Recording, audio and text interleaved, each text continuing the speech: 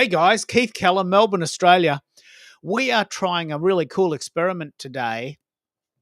Several people that we know very well are having trouble going live on LinkedIn using Restream. Now, we're trying to work out whether the problem is with Restream or whether the problem is with LinkedIn. So, if you're watching this show and you can see it, can you please let me know if you can see it, if you can take part? I'd love you to come up on stage and give us your opinion on that. Please make some comments if you want to. We're trying to get to the bottom of what this is. We're doing a live hack. We're doing a bit of a hackathon. So Zakia is having some really major problems. Please support me. Stars help to earn money to make more content. Can you please support me by sending stars? Okay, star. Is that how we do it? Zakia, she's on Facebook now. Then look at this. Zakia is on Facebook and she is actually having a lot of trouble entering the studio, but she can see the show. Now, this is very, very cool. So I'm going to send that to Zakia. Are you having some trouble with Restream and LinkedIn as well, Americo? So I went live earlier today without any hesitation. It was glitchy, but I'm chalking that glitch to my laptop and its capacity. I got to start moving things around. But 2 weeks ago, I ran into a similar predicament that we're encountering today, where I would hit go live. I thought I was live, and it turns out that the connection never established. So you had to hit live multiple times until I was able to visually see that I, in fact, was live on LinkedIn. So it does appear that this is happening. Well, I want to say more frequently. This is the second time that I've encountered this. But I'm wondering now if, because these streaming platforms are gaining traction, are we stressing the infrastructure? Are they having a hard time? Like, I'm not a techie per se, so I can't really answer it. But are we stretching someone's infrastructure? Maybe LinkedIn's, maybe Restream's. Yeah. Well, Zakia is finally got in, but look, it was a lot of trouble. You had to pull a few teeth out, didn't you? It was pretty amazing. Yeah, that was quite interesting. Can you all hear me okay? I don't even know if it has the right microphone. It does not. Hold on. Yeah, you're definitely on your laptop, but you're not on your road. I am now. How's that? Oh, man, that's good. That is sweetness. That is sweetness. Can you hear the difference, mate? I mean, I love doing this. You were just on your laptop, and a lot of people just turn up on their laptop, and they come in and they sound like they're in a tunnel. And look, I get it. Tech is hard and it costs money, but you sound glorious. And are you running it through your Roadcaster? Yeah. You're running it through your Roadcaster? Yeah, it's going through the Roadcaster Pro 2. And then I have the Rode Pod mic that's connected to that Roadcaster Pro. We got to get one of these, America. What do you think? We'll just do a bit of a drive. We got to have a bit of a fundraiser. It is night and day. Wow, what a difference. Oh man, night and day. So I ran a whole show about this, and we'll have a bit of fun with it now, because someone's got to go first. If there is indeed a glitch with LinkedIn, someone's got to work it out. It might be LinkedIn, it might be Restream. They've just done a big upgrade, and maybe we're the guinea pigs that have got to sort this out for them. Someone's got to go first, and we've got some ideas. What happened to you there, Zakia? You were inside the studio, but you couldn't actually see anything, or you couldn't do anything. What happened there? Yeah, every time I attempted to connect, I would just get the circle, and it would just spin and spin and spin. I even tried to send a private chat, and it was just a spinning circle. So I decided to do the good old refresh, where you delete all of your browsing history, close all of your tabs. I figured maybe there was something happening I don't know, in the cache. And so when I cleared that and tried to finally come back in, I just got a little bit of a different experience where it seemed like it would work. And luckily, it does look like it did land on my Facebook. So I guess when I initially tried to join, that was working. So not sure what happened there, but it happened. No, but you got in at I got in. perseverance. I want to share this graph. This is very, very important in the context of what we're talking about. Someone's got to go first. Like, we've worked out there's a problem, and we could contact Restream or LinkedIn and wait for them to fix it. But what do we do in the meantime? Someone's got to work this out. I don't think we've worked it out yet, but we're having a go. And have you come across this graph in your history, Zakia, this idea of where we sit as innovators, or like how we embrace change? This is a very useful graph I refer to almost every day. Have you heard of this? I heard of it on a previous stream that we did. It was the first time I saw it was on another stream that we had. But I love this adoption curve for sure. I think I typically fall under the innovator and early adopter. You do. I typically seem to leave things alone once the early majority embraces, like, oh man, I've already done that. What's next? Yeah. So I'm typically in those first two. You know, there's good and bad with everything. I am what we call early majority. Like, I like it to work. I haven't got time to muck around. I'm not a fixer. I want it to work straight away, because I know that there's about 34% of people behind me saying, mate, if you work it out, I'll try it. I know where my market is. My market is the late majority. The late majority will say, look, if you're absolutely sure this is going to work, I'll try it. But you got to go first, right? And I do. But in order for me to make sure that it's got to work, someone else has got to go first, right? Someone's got to make the product. Someone's got to test the product. I come in and say, yep, it's a thing. Let's do it. And then the other people go, well, if you think it's a thing, Keith, maybe then we'll do it. And then there's the laggards, and we all know people like this. I don't care what you say, Keith, I'm not doing it, right? We all know people like this, like they're stuck in 1984. I don't care what you say, I'm not getting a smartphone. Mm-hmm. Don't ask me. Just stop asking me, right?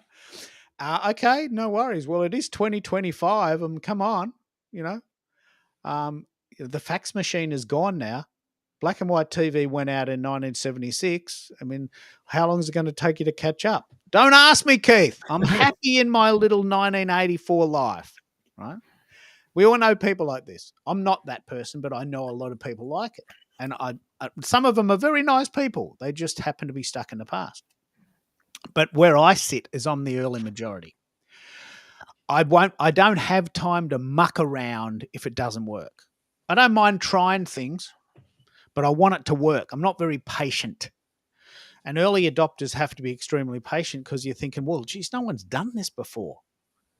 Just so happens that we've all got a bit of time tonight, so we thought we'd have a go. But normally I wouldn't be in that zone.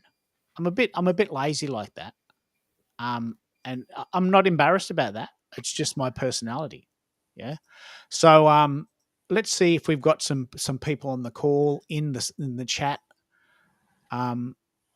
What are your thoughts about the whole early adopter majority thing, Americo? Are you an early adopter, or are you an early majority? What do you do? I am so an early adopter and early adapter.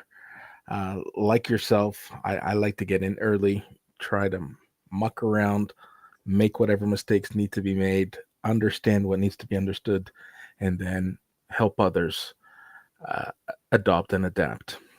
So it's, in fact, while you were talking with Zekia, I was sending a message to Restream, curious to learn if they have any open tickets on their end from other users reporting difficulties in logging in or going live. And the response that just came in off the press: we do not have anything open at the moment. We are not getting any reports to suggest other users are not able to go live. Yeah. Okay. Sounds similar to the response I got 2 weeks ago. Now, will they take my query as a ticket and just keep an eye open? I'm about to ask them. Yeah. Well, look, do you know anything about that? This is hot off the press. We only got this information today. The show hasn't even come out yet. Do we know anything about the updates? What do you think they'll talk about in the updates next week, Zakia? Do you think that's possibly the problem? That could be, but I doubt it. I think we've been using this for. I mean, you. I think the you know how the circle kind of illuminates to let you know who is speaking. Mm. But you were doing that in your shows previously, and I think maybe it's just ironing out the kinks, but I don't think it would be enough to stress it to stop. Well, I'm not a technologist either, so I'm not sure. But I feel like it's not large enough. But that looks so cool where you have like the audiogram feature going there. Yeah. So I'm thinking they're going to be showing what we've been kind of messing around with and just making it live for everyone to announce that you can do it this way. Yeah. Well, when LinkedIn audio events went away, I took it upon myself to research all the different options. And I've got to be honest, I'm very, very excited by what Restream did. They came to market and said, look, we know LinkedIn audio is going away. We're going to hold your hand. Here's how to do it. Because if you've ever done LinkedIn audio events, you did them on your phone and you turned up and you pushed one button and you're in. Like, it was so simple. Everyone was calling in from the Philippines and India and Manila. And I had people from all over the world just calling in on their phone in the backyard. Right? And that created some of its own problems. But the point is, it was very easy for them to join. Now it's actually very difficult for them to join, which means you've got to be really into it. And most people are just not prepared to go that extra step. So my job is to make that really easy for them, which is why I'm pushing all the buttons and trying all this tech. And why it's very important. And this is actually a very good reason why I do this. My gut feeling is the problem might actually be with LinkedIn. And if it is, that's okay, because we're sending the file to YouTube and also Facebook. I'd be very interested to know if those files are working. Because I saw a report this week that LinkedIn users are reporting that they cannot send their files to LinkedIn using third-party sites. Not only Restream, StreamYard, Riverside, Streamlabs. It's a generic LinkedIn problem. So maybe Restream doesn't have a problem. It's LinkedIn has a problem. So is this file going to Facebook okay, Zakia? Yep, I have it live on Facebook and YouTube. So I'm seeing my default comment that comes up whenever I go live where it says you can support me by sending stars. So that's one that's automatically programmed whenever I go live on Facebook, that message goes out. So you know that it's working. Now, Mhm. this is a perfect segue into what this show's about. And I'm going to play a little bit of a funky sound now because I'm so inspired by this graphic. Hey! Sing it with me!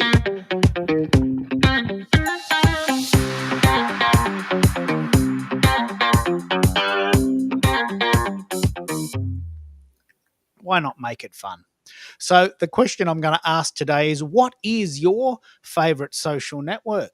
What is it? Is it LinkedIn? And if it is, have you got a backup? And what's your backup?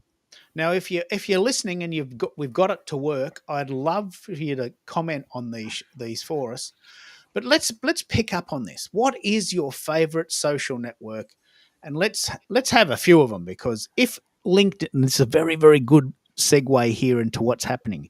If it's LinkedIn's problem and we can't send our files to LinkedIn for whatever reason, and LinkedIn's all you do, then what?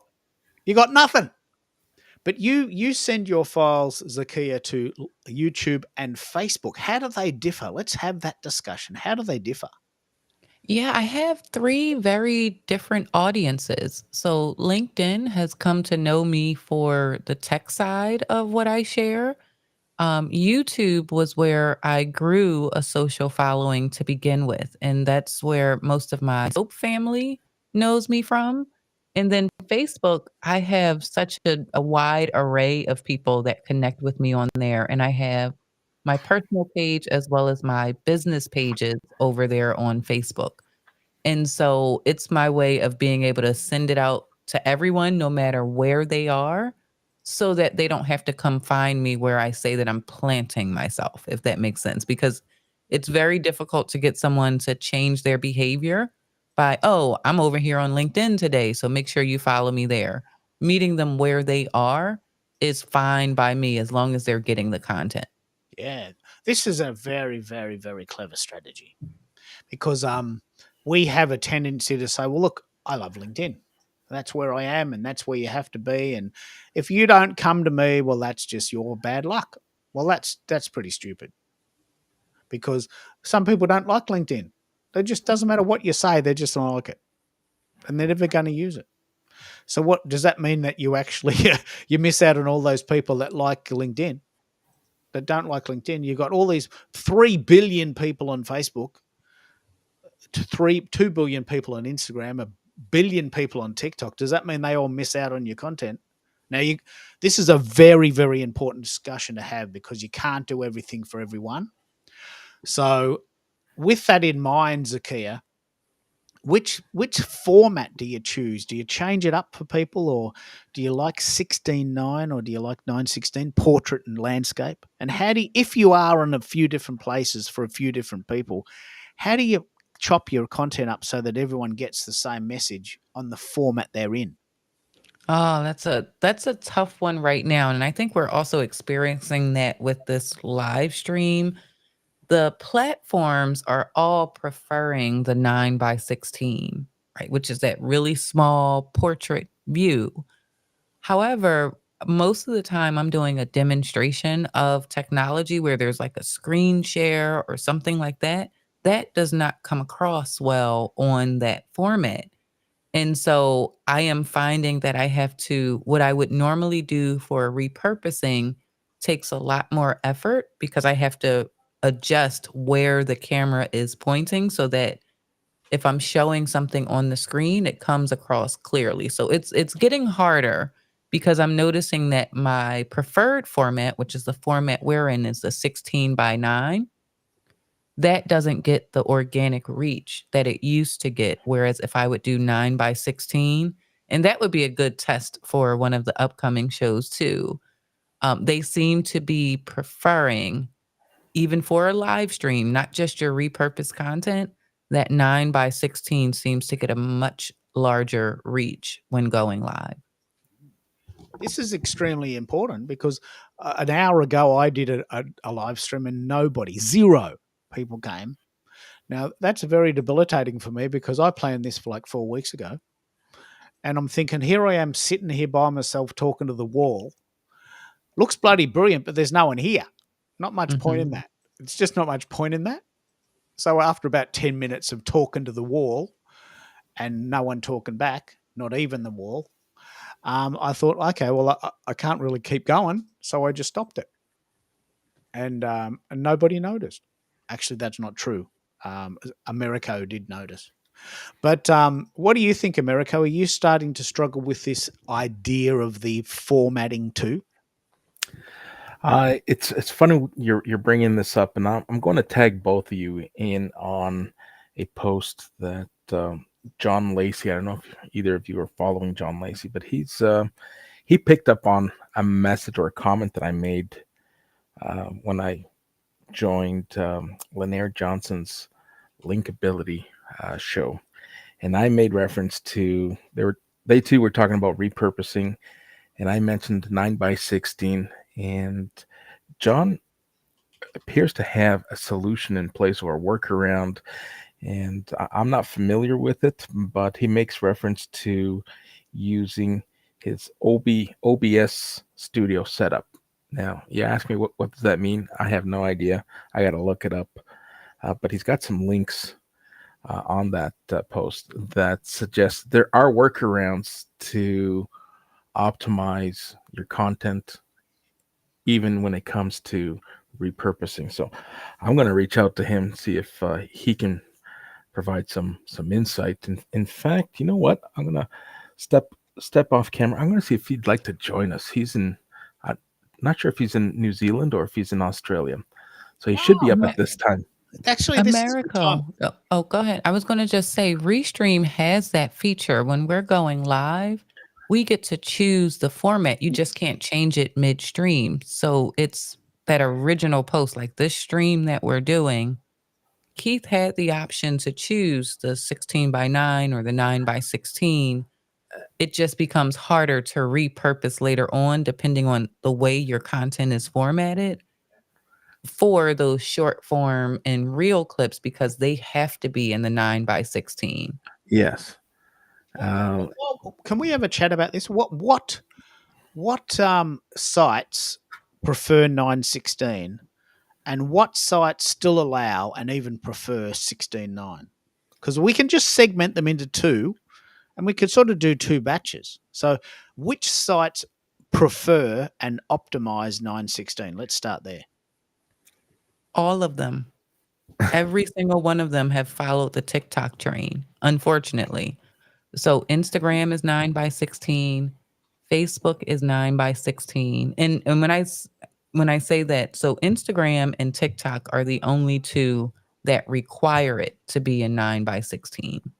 You can get away with sending 16:9, which is landscape, to Instagram, but it's just not going to look right on the screen.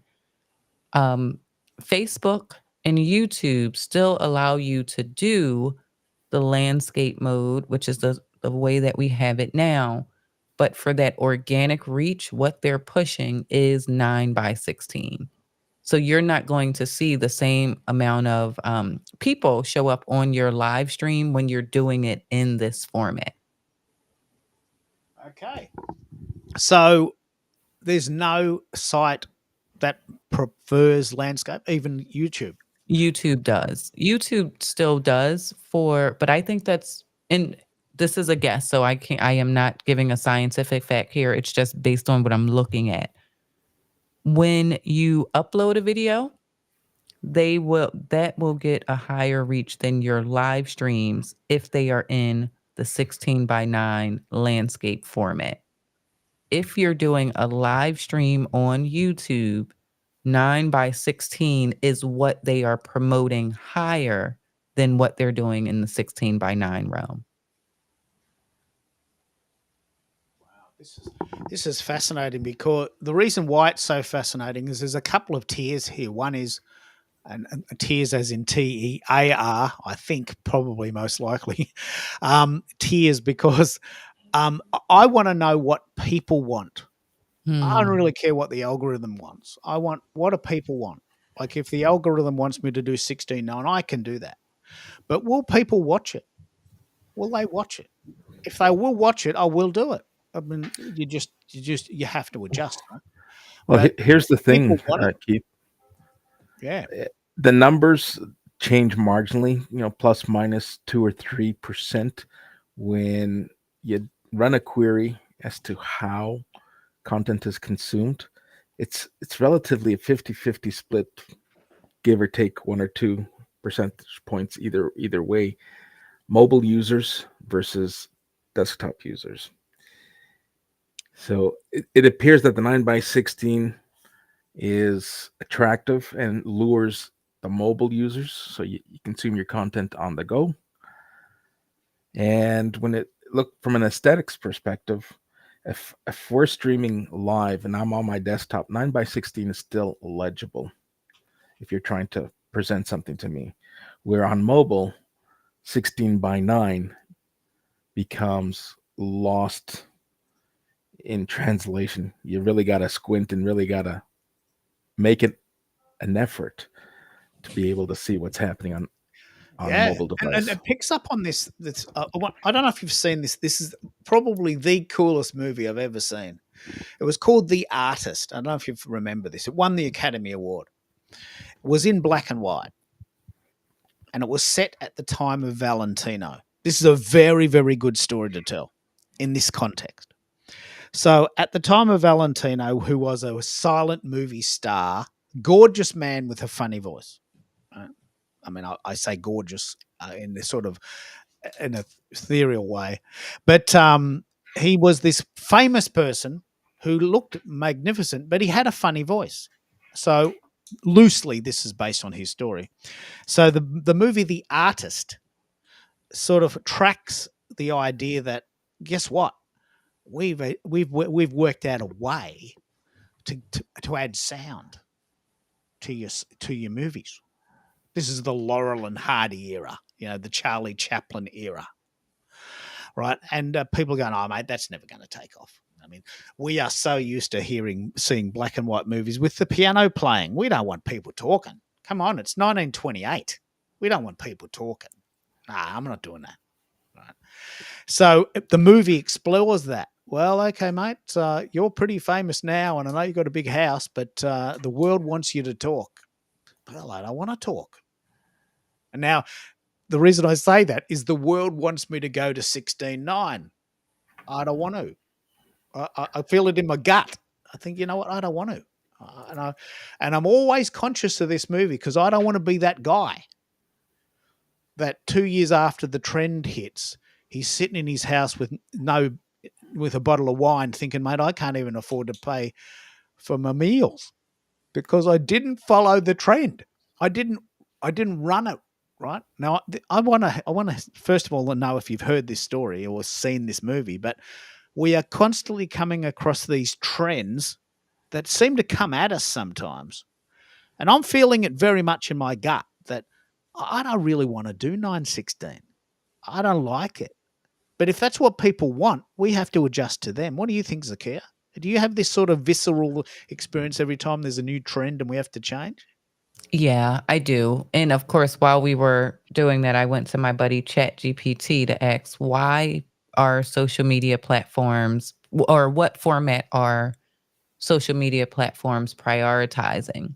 And I like the question that you posed. I don't really care what the platforms want. What do the people want? Right. And it gave me 5 reasons: mobile first consumption, higher engagement, short form video growth over time, and then the monetization and ads seem to perform better on mobile devices because they blend seamlessly into the experience. It doesn't feel like an interruption.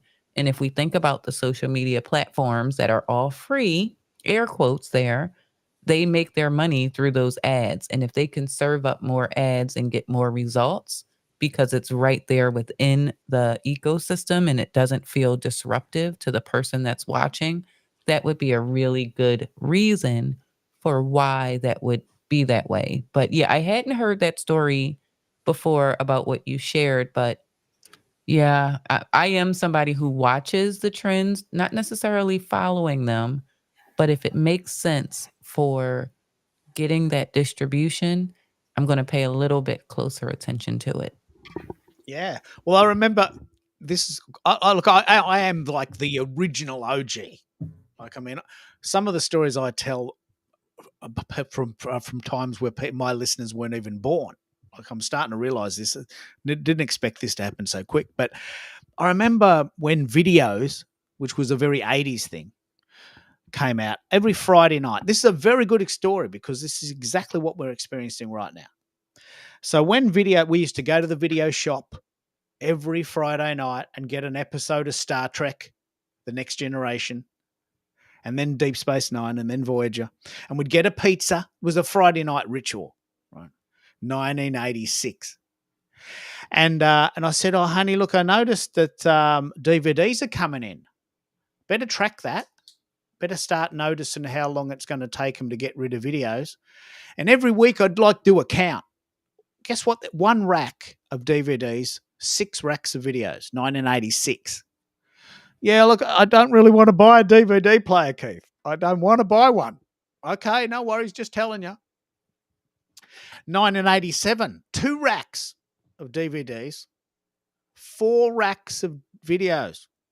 And now there's this new one called Blu-ray. Yeah, okay, we're still using videos. It's the 80s. It's just Friday night. It's just relaxation. I don't want to spend my whole life buying stuff, right? And then, 1990, there's no videos, honey. We can't buy any videos anymore.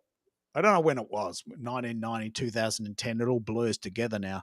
But there was a moment in time when I went to the video shop. This is really funny. I went to the video shop and there was no videos. Blockbuster video. Right? And I thought, we can't hire videos anymore for our Friday night Star Trek sessions. There's no videos anymore.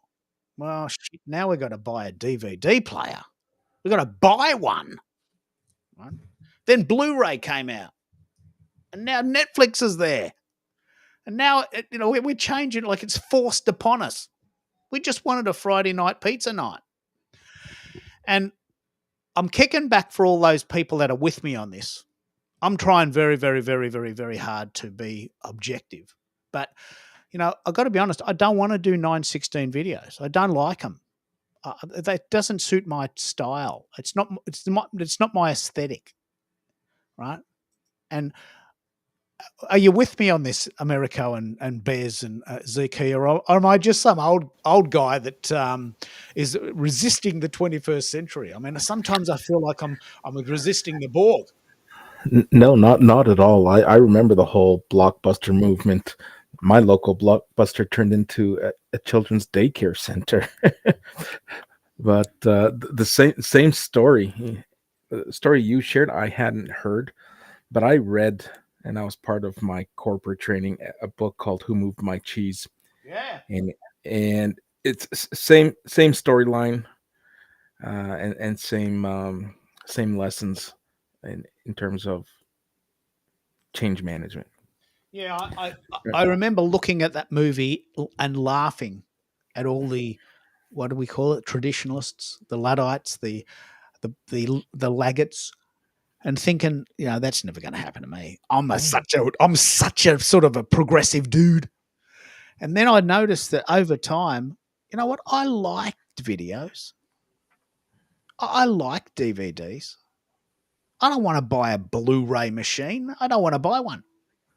I liked 16:9. And I don't want to do content in 9:16.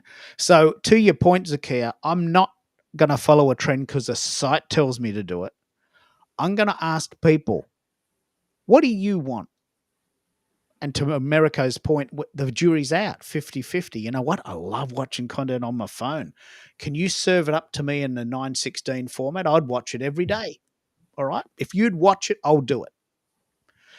And other people say, mate, I love panoramic mode, that landscape mode. It's like watching TV. I love it. Serve it up to me like it's a movie. Good. That's what I want to do too. So, Bez, what do you think? Which format do you prefer? And it differs to the social media sites, but which format do you prefer? The 9:16 portrait mode or the 16:9 landscape mode? You mean for what use case? Sorry. No. What do you prefer? What's as a consumer? How do you consume content? Both ways, but I like landscape unless I'm on my phone. Then depending, I even may move my phone landscape side on the mode, but just all depends what I'm doing. But yeah, I like a bit, that landscape personally. Yeah. And are you finding when you create content, if you've got time to, that you're struggling with the idea of should it be landscape, should it be 16:9, should it be 9:16, or do you just do what comes naturally and hope people will adjust? How do you approach content creation? Well, I'm sensitive to the platform, right?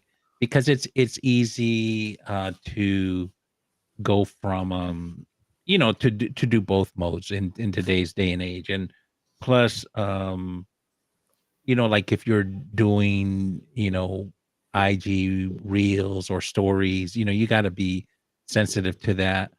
If you're doing something else, I mean, you can do um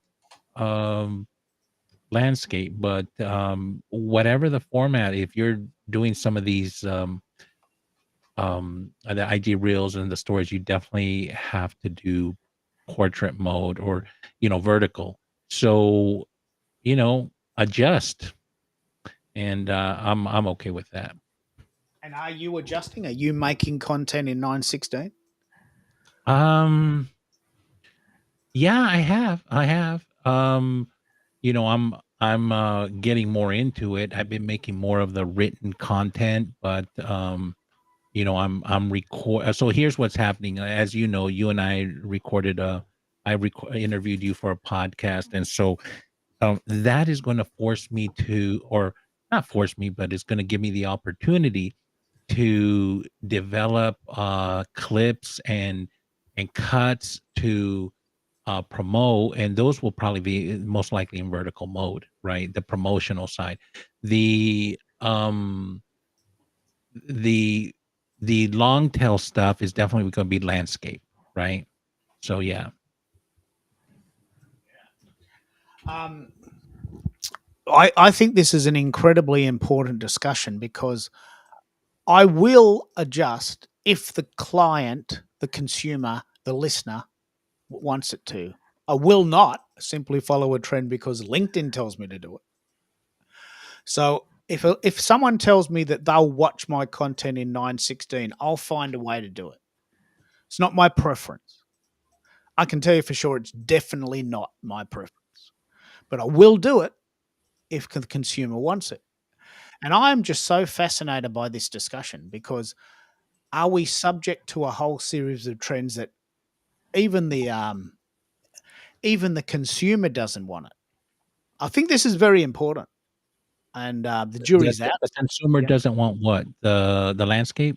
No. I'm not asking the question specifically. What I'm saying is, I need to know that the consumer wants what we're being told to do.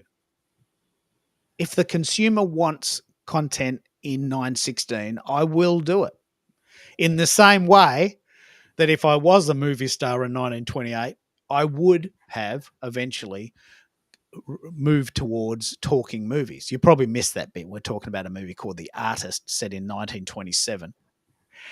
And the basic story is that the studios came to this very, very famous actor who was famous for silent movies, loosely based on Rudolph Valentino, and said, mate, we're going to make a talkie. We've got the technology to make a talkie. No, I'm not doing that. Well, mate, I know you're famous, but you're not going to be famous forever. Like talkies, black and white silent movies are going away. It's 1928. Nope, not doing it. And then it flashes forward to 1932 and he's in his house and his wife's left him and he can't pay the bills and he's drunk on the floor thinking, mate, I should have adjusted. I should have adjusted. And there was another younger girl who said, look, you've been helpful for me, my mentor. Why don't you come and talk in my movie? Oh, I don't know if I want to do that. It's 1932, Rudolph. Can you just adjust, please? Oh, look, I don't want to. And this is me. I'm Rudolph. I'm thinking, you know what? I don't want to do 916.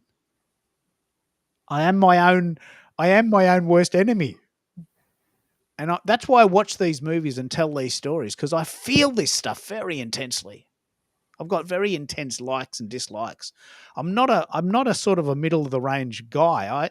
I know exactly what I stand for, and it takes me a while to adjust. And it's a very good discussion to have. So the discussion we're actually having, Bez, and I love this little graphic I've created here. What is your favorite social network? So in the context of what you're doing, what's your favorite and what's working for you? What do you think, Bez? What's working for you? LinkedIn. LinkedIn is my jam. I love it. That's where my audience is. But when I'm on LinkedIn, I do, what's appropriate for LinkedIn. But I do have Facebook, IG, and that's more for friends and family. And I'm starting to get more business-y over there because I've created some business accounts. But mainly that's for friends and family. LinkedIn is really where my jam is and where I do most of what I do. Yeah, well, it's an important discussion because Zekia, I'm not entirely sure I'm ready to accept this. I do believe you, Zekia, but I'm not sure I am. I remember I'm Rudolph Valentino, 1928, deciding to do a talkie in color, right? We're at a very important moment in time. Up until now, I've been doing black and white silent movies, and I'm thumping it, and I'm pretty good at it. Now, it's 1928, and the John Goodman character, he plays the director. He says you've got to do a talkie in color. I said, whoa, you know what? 2 changes: color and talking. Oh, I'm not sure I'm ready. What do you think, Zakia? Are we right that all sites are now preferencing optimizing 916? Do we have to adjust to this? I'm going to say newspaper, radio, television, internet, right? Because that's Brilliant. exactly what they all did. We're doing great. We're not changing until the radio came, until television came, until the internet came, right? All of them got their lunch handed to them because they just thought they had it. Now, with the 9x16 conversation, and you said something like, we will never know what the true preferences are of our audience because the platforms are deciding for them. The way they decide what is going to be delivered and how it's delivered, the consumer is either going to adapt or they're just going to look for it elsewhere. And so I think for the social media platforms, the writing is on the wall. If you just scroll them, just scrolling with your thumb, are they showing you landscape or are they showing you 9x16? Because I could want something in the landscape format, but if the platforms don't serve it up, where am I going to get it? I actually love this discussion. I'm quite, in a way, like my dad is 88. My dad's a bit of a groover because my dad always finds a way to hold on. Like my dad doesn't have a smartphone, and we have serious arguments about this. And recently, and I'm not sure if this is a good thing, but I do admire this about him.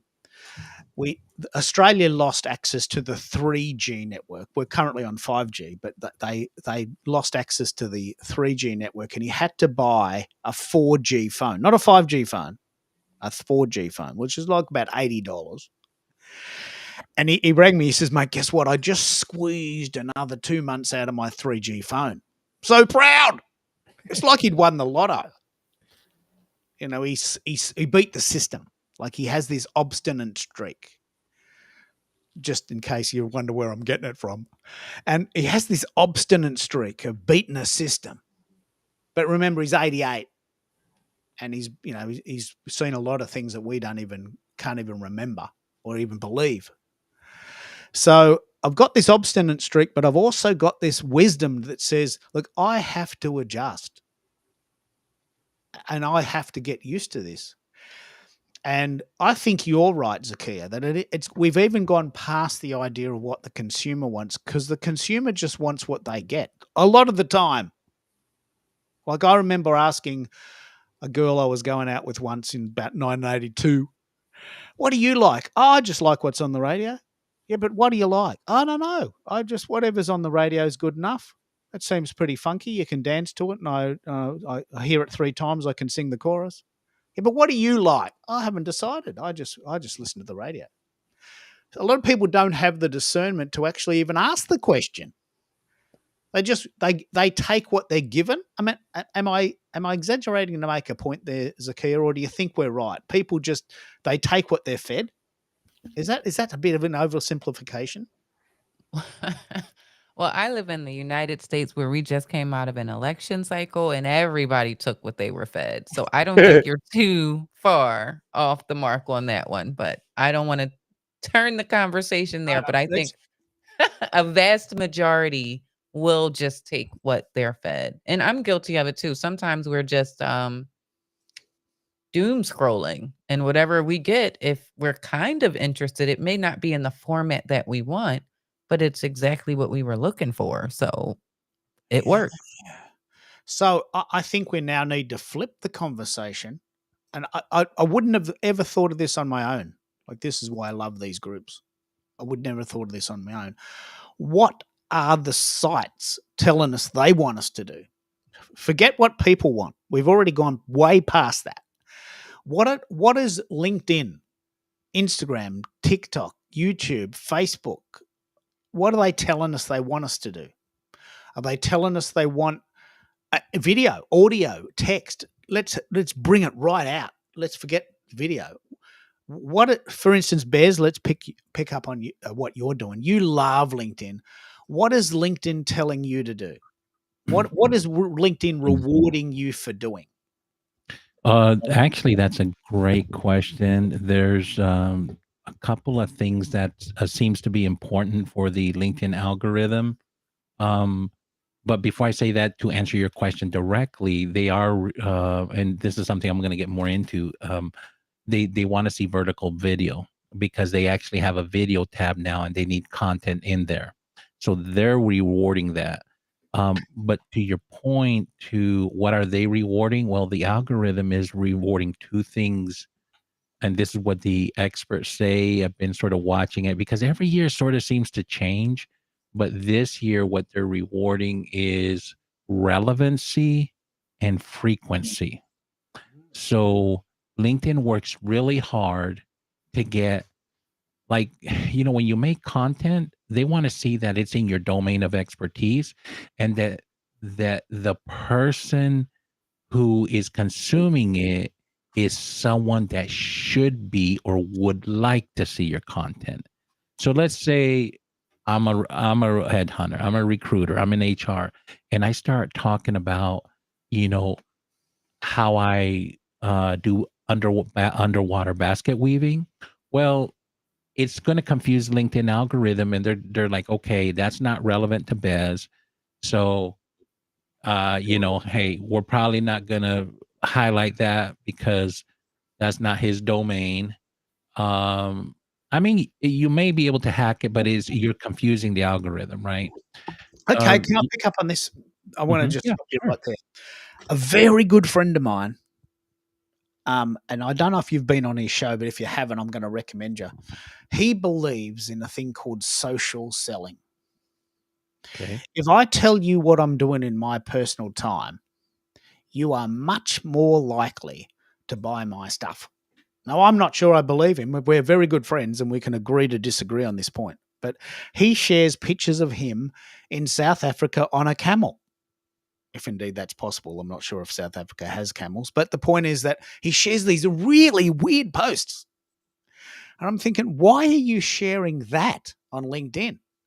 He wrote a whole book about this called Social Selling. And he says, Keith, if I share that I went to Tibet and I meditated in a cave, then that shows that I'm a real person and that you're more inclined to believe me than if I'm just shoving all this business stuff down your throat every day.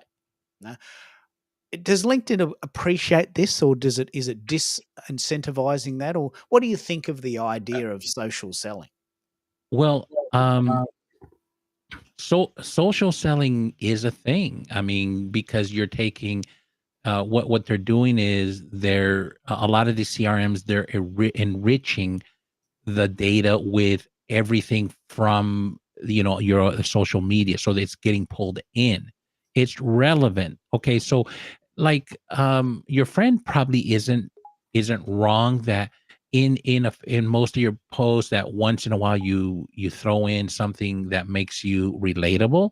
I don't think that's bad at all. I mean, at the end of the day, the algorithm's going to be the algorithms, but how you want to present yourself is going to be how you want to present yourself, right?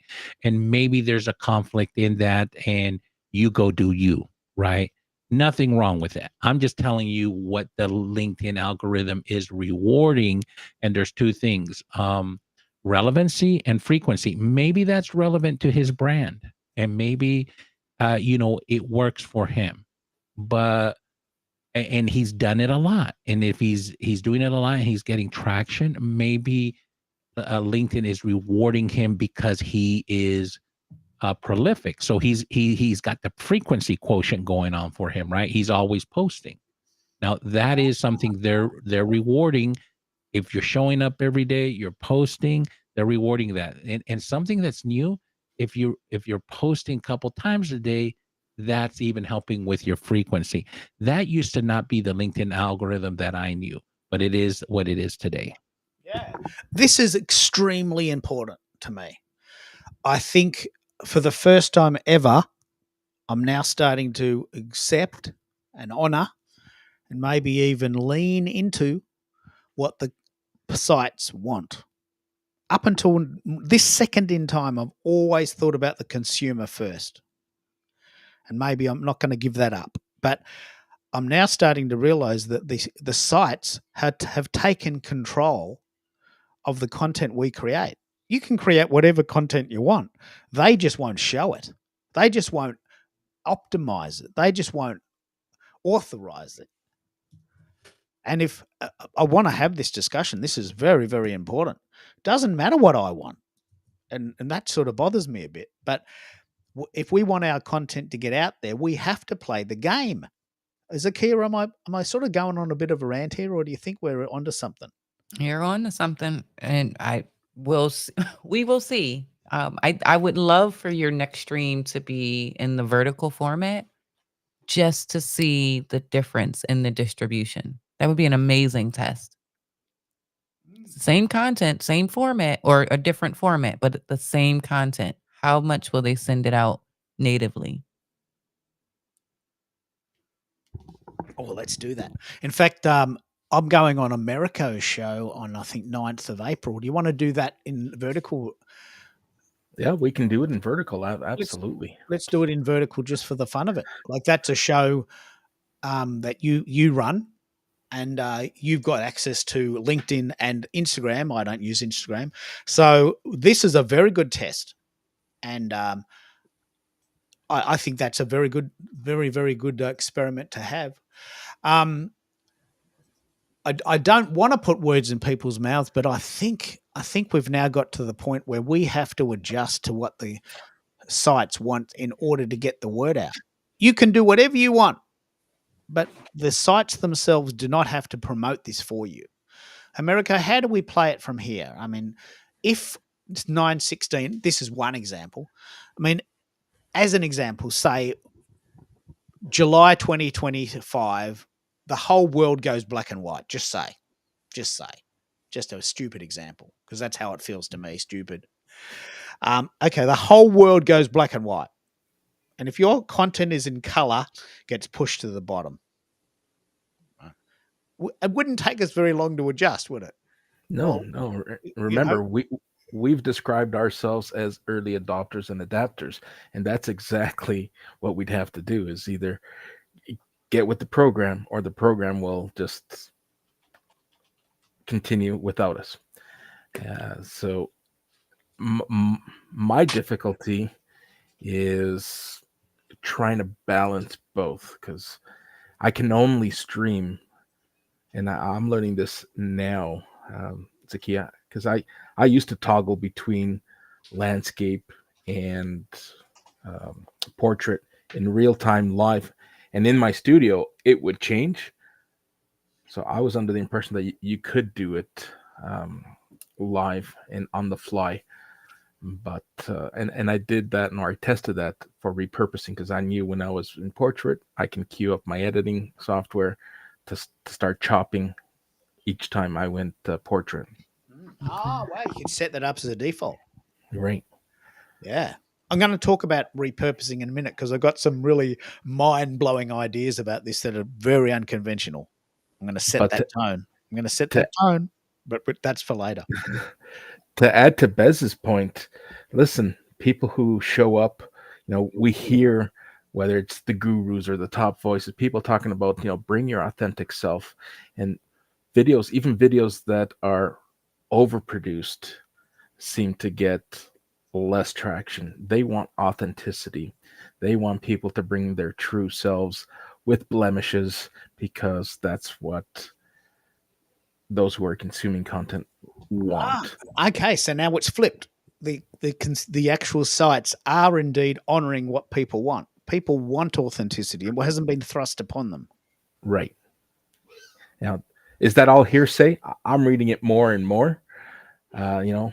We talk about those who are trying to monetize their personal brands, you hear so often the like, know, and trust factor. And to build that trust and having people like you got to be more than just about chatting about your product, your value proposition. You got to find balance between what you're selling, what you're servicing, to who you are, and how you resonate with those you plan on transacting with.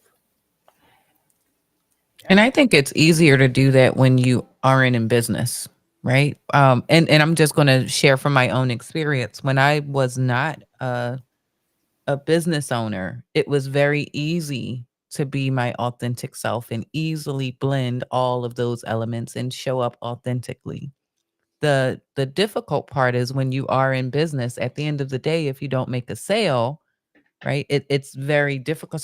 So it's a very interesting tightrope that you're walking when you're trying to show up in these ways that remain authentic, and you show up on a platform like LinkedIn where there is still this unwritten rule of what you should and shouldn't say while being in this authentic basket, right? And I'm not talking about religion or politics or anything like that, but I can't tell you how many times in a day I would scroll on LinkedIn and someone would say, "Why are you talking about XYZ on LinkedIn?" Well, maybe that was their authentic self that we're saying they should be, but then at the same time, oh no, Not don't do that it here. part. Be yourself, but not that part. Well, Exactly. hang on. I'm a Trekkie. I'm a veggie. I'm a headbanger. Well, what part of me do you want to hear about? You want to hear about my love for Star Trek? Do you want to hear about what I'm having for dinner? Do you want to hear about how I went to this Green Day concert with 60,000 people? What part of being authentic do you want to hear about? Well, let's take Bez's area of expertise. How often does Bez or a client of his encounter a perfect resume, the perfect candidate, because AI has allowed that person to create the perfect candidate? You then go onto their social feed or you invite them for an interview, and it's like you're talking to two completely different people. You're seeing the authentic person versus the curated person. I love that. Do you want to Bez pick up wanted on to that? say something about that. Go ahead. Sorry. So I do not let me forget we just said Americo, because I actually have there's studies on this. What's happening with people that sell packages to beat the AI. So don't let me forget. But I want to before I forget the other thing about how you show up authentically. I think it depends. Okay, like why are you on LinkedIn? What's your intention? All right. And if whatever that intention is, you should be consistent in how you know, like to say, oh, show up as my authentic self. Like, well, like which authentic self? The one with my homies, and I go, what's up, what's up, what's up, or the one that is a businessman that goes, hello, sir, hello, Winston. I mean, which one are you wanting? Right? We all have where we fist bump our buddies, but would you fist bump, maybe someone who's going to give you $1 million contract? No, I mean, you're not like that with them. So, I on purpose show up with, a suit, a tie, and, I look, like a business person, right? Now, do I wear business all day long? No, I mean, I don't. But show up on LinkedIn how I want people to perceive me, and and that how I show up is consistent with the type of business I want to attain and the type of clients I want. So I'm not going to show up with a t-shirt. You're going to see a surfboard in the back, and when my shorts and flip-flops, because my that would not lend well to the type of client I'm trying to get and the type of money they're trying to spend. So I think um, I've had people tell me, Bez, you look a little stuffy. You should wear a polo, and I'm like, well, why? Oh, blah blah blah, and I say, no, that's not authentic to the client I want to get that may spend XYZ dollars with me. This is what for them it looks credible, polished, and professional. Now, on other platforms, I show up differently. You'll see my t-shirts, flip-flops, and be doing all sorts of other things. But that's not how I show up on LinkedIn, and because I'm here with a purpose. Now, any comment on that before I go on to America, what he said? Because that's a really fascinating uh, dialogue. It's a matter there, Bez. Hold your thoughts there. There's a matter there that you've decided to turn up on LinkedIn in a very, very, very deliberate way. This is brilliant. You know, brilliant. Like, as an example, at night, I am the husband. We Right. have dinner. I have a cup of tea. I sit on the couch. I'm not the larrikin radio announcer from 1982. I don't play that character with my wife on the couch as we're watching TV. And when I do, she usually kicks me in the guts and says really authentically bad names to me. But she can get away with that because we've been married 35 years. So I know that I can't play that game there, even though that's authentic for me. Now, I'm not talking about sitting on the couch having a cup of tea. I'm talking about 916 and the anger that I feel for having to change all the time. The authentic self versus the curated self. Like, I want to be myself. I don't want to have to curate my persona just to get views. It's a very, very important point, and this is exactly what Americo was saying. So pick up on that and take it further. Yeah. I love what you're saying because it made me laugh. Is like, one time I tried to come to the house and bring my corporate speak and like, this is how we're going to manage this household. Okay. And I was like, well, we're going to have feedback sessions. We're gonna do a little performance evaluation. They looked at me like I wasn't. I was like, no, that don't work here in this household. We're not doing your corporate thing here in the household. So what you were saying made me laugh because I tried that and almost got run out of the house. So so yeah, you show up how you show up. I mean, I think we have different personas based on what we're trying to achieve, um, and that's okay, because you are showing up either with intention or how you should authentically. Like, I mean, there are times when in Rome, do as the Romans, and you're not gonna, show up like how you're used to showing up because it's not wise. And I'll just leave it at that. But once we get off the subject, I'd love to go where America was going because I want to just stay on topic for now. I'll play a little sound. And now for a change of direction with Bez. Well, America was talking about the AI and frame what you were saying again because I want to dovetail it nicely, but it's been a few minutes and it's just like AI.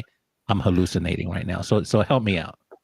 So the reference was pertaining to how we show up as our authentic selves, and now how more and more people are leveraging AI to create and curate a perfect personas. And I used your area of expertise as the example.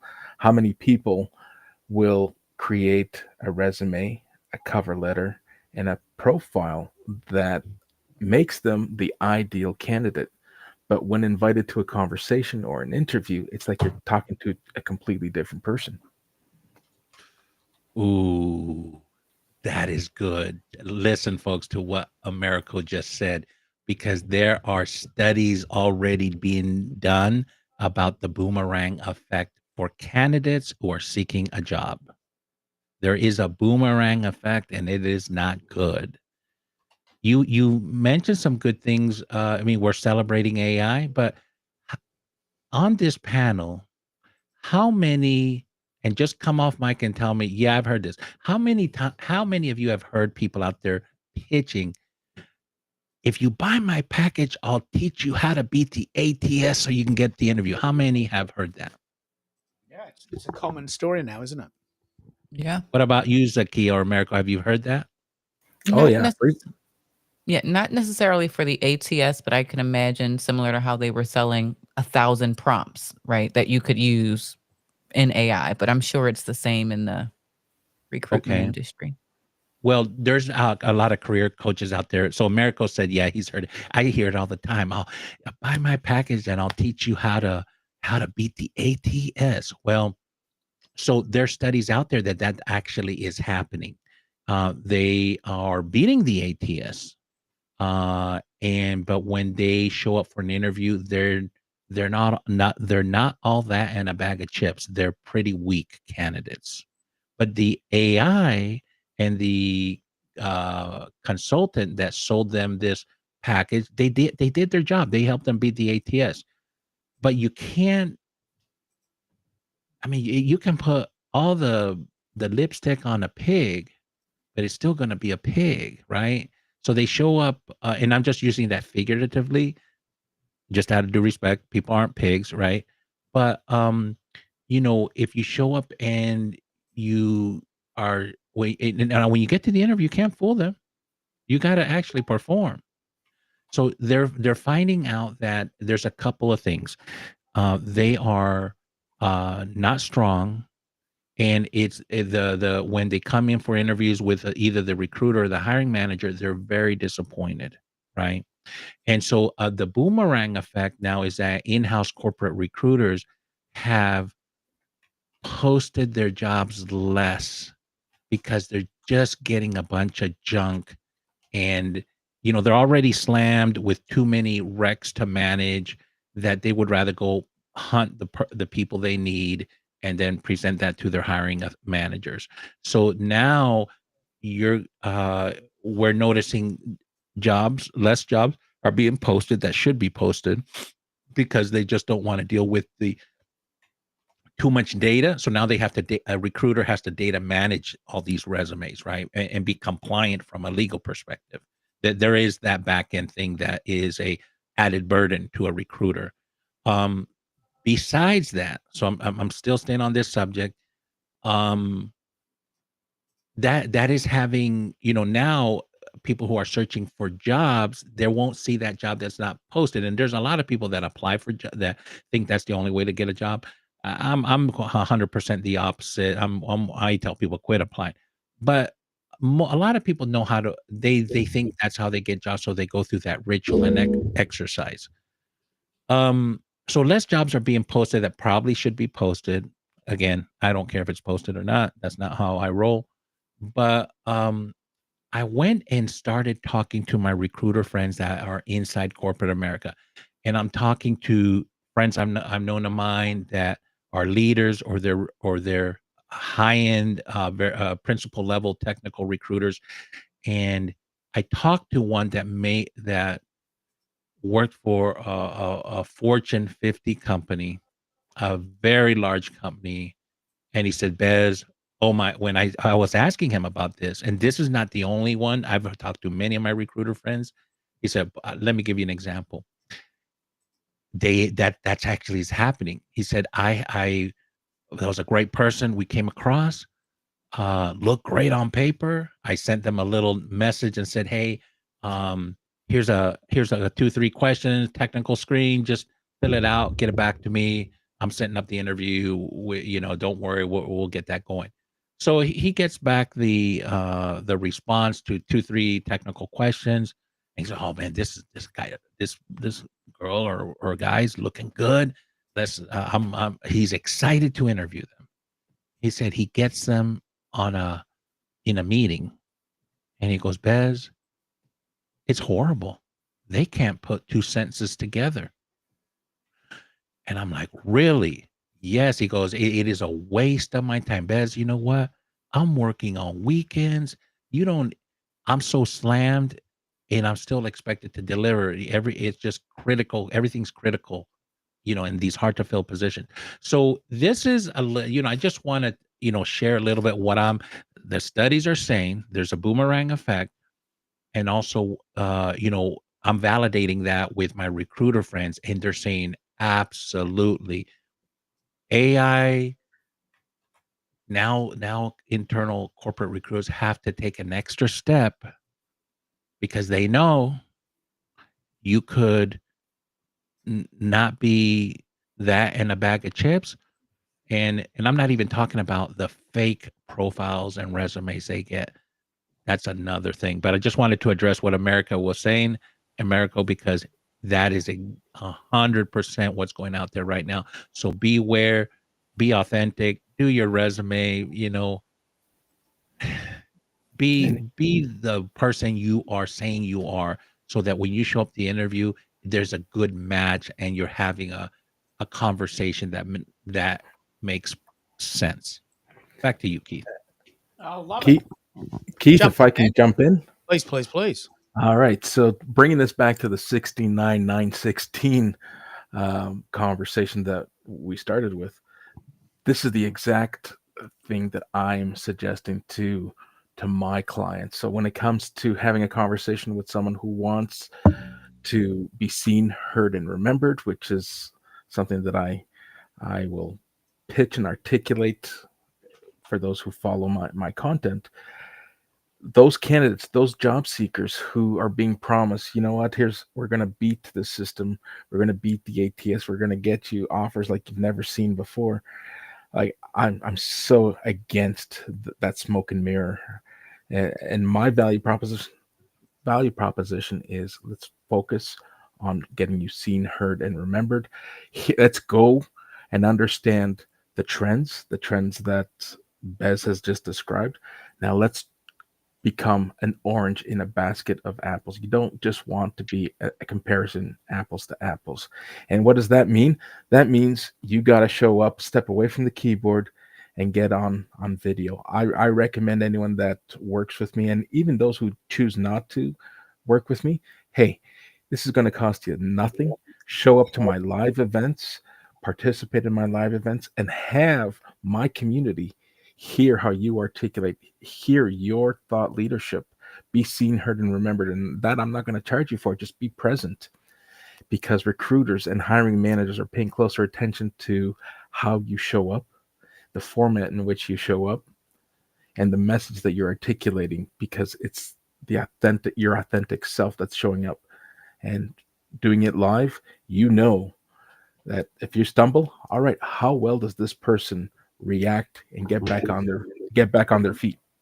And Can I this just is a add? Oh, very go ahead. you go, Sorry. no, you go. This is good. Yeah. This is I very was good. just going to add, because we're talking about from the career perspective, but that's the same thing for small business owners. They're allowing AI to regurgitate this content. And then when a client shows up, they're nothing like the blog post that they've put out, or the newsletter, or the podcast that they've recorded, because it's all a script. So for all the beauty of AI, and which is why I like the repurposing of your own content, um, you can fall into that same trap as an entrepreneur or someone seeking a job. Very good point. They are very similar. And in fact, I was going to jump on that exact point. See, great minds, Keith. Great minds think alike. This idea of repurposing does scare me a bit, just based on the sheer amount of time. And AI can make it very easy, but it's not necessarily very authentic. And I'd like to just spend a little bit of time giving some people, this could be a little clip we could cut out. How do we all currently, and maybe in the future, repurpose things? I've got a couple of ideas I'm going to hold to the end, because they're very revolutionary. They're completely the opposite what I think other people will say. So, Bez, I'm going to start with you because I know you're busy, and I'll give you a very good lead in. You've got this awesome show on iHeartRadio. We recorded that interview 2 weeks ago. I'm begging you to send me the file because I want to edit it. I got time. Will I'm you begging edit it? Will you help me out and edit it? I Help me will. out? I will. Okay, all right. Okay, good. I'm begging Good. you because I got All right. time. Wife is Okay, going to a absolutely. conference next week and I've got nothing to do. But what I'm really interested in, you're busy, you've got a podcast, you've got 3 different shows. How are you repurposing? Because I think your story will resonate with people on this call because you just don't have time to do it. Oh man, I'm actually was looking at because I did a 10-week sprint that were coming to an end, and it ends on March 28th. But that was free. I was showing up every day, 5 days a week, Monday through Friday. It didn't matter, and 9 in the morning Eastern time. And I'm deciding that that so anyways, that is just even doing content for that was a lift. So I'm out of this on April. In the beginning of April, I'm actually pivoting on how that group looks like. It'll only meet twice a week, and from free it will go to paid, and you know and then that's in addition to some other things I'm doing. So to your point, I'm thinking of somebody in the community who has helped me with the flyers and content, and I think I'm going to be approaching them, say, hey, let's do a barter or an exchange, or what do you think, or what can we work out? And you know, because that person has helped me in the past, and I'm going to see if they have the bandwidth. If not, probably go the route of trying to do an internship and find people that'll do things on a 3-month rotating basis. And but yeah, I'm thinking of some solutions because um, Keith, even the editing and all of these things, everything it takes time. And I'm also trying to run a business, so I need to start delegating that stuff out, and be okay that I can show up as the thought leader and focus on that than to be the technician behind the scenes. So yeah, you bring up a great point. I'm trying to solve that solution right now, or that It's issue. very, very important because there's a couple of things going on here. You and I and Zakia and Americo and Christopher, who's on the call and has a lovely voice on his Blue Yeti, we share so much content freely and from our hearts. In a way, it's almost criminal that someone doesn't do something with that. And I've got to be honest, I don't have time to, so it doesn't get done. But I'm gonna pioneer several ideas around how to create content from this content we're already creating. Like, I am my authentic self. I'm an Aussie who lives in Melbourne with a radio station in the back of his house. That's it. That's who I am. I'm not pretending to be anyone else. And you can hear that it's me. I'm talking. I'm not pretending to be anyone else. And all my content reflects that, but it takes time to make. What do you do, Zakia? We've had this discussion many times, and you've got several AppSumo products for this. But can you tell us how you do it? Because I think a lot of people will benefit from your wisdom in this area. Sure. I always leverage 3 primary AI tools. One of them is Minvo Pro. I always start with whatever the source is, whether that's a live video, a podcast, or a blog. So I am the source of that content, or an interview that I was a part of is a source for that content. So I'm not dependent on ChatGPT to generate other content. And then the tools that I'm using, one of them I mentioned is Minvo Pro, but another one is Video Tap. And what that does is it will take the video that I feed it, and of course, it will create the shorts that can be used, but it'll also create a blog post. It'll create a LinkedIn newsletter, but it's all in my voice and my style. So that's the primary tool that I use for repurposing. And your voice, you mean in your written voice? In my written voice, and it's taking from the content that I fed it. It's not going out into large language model land and trying to come up with facts. It's based on what I've given it. Oh, this is good. Christopher, if you want to join, I'd love to hear your thoughts. I'd love to hear your thoughts because you've got a lovely resonant voice. But look, the idea of repurposing content is a pain point for us because there's only 24 hours in the day, and I do like to sleep sometimes, and I quite like watching TV, and I like having dinner with my wife, and I sometimes like to move my body, and all of those things seem to get in the way when you're sitting down trying to edit things. So, Americo, how are you planning to do your repurposing? It's a very major pain point a lot of us are asking about at the moment. Yeah, absolutely. I've been leaning into uh, Clipchamp, and it is time consuming. Let's not kid ourselves. And in fact, that's probably where this whole aspect ratio conversation started from, because I'd be chopping up 16:9 video content or audio content, and it looks horrible and atrocious when I try to repurpose it and squeeze it into my IG business account. It just aesthetically looks horrible. So it is a little bit of a nightmare. I'm going to look into Video Tap.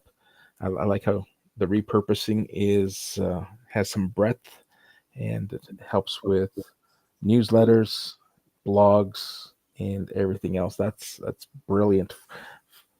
If I can Keith, have if you like, I could share a tab. I know this is audio only, but I could actually share what it looks like when you No, use please, a please tool do. like Yeah, Video please. Tap. We got plenty of room. We got room for 10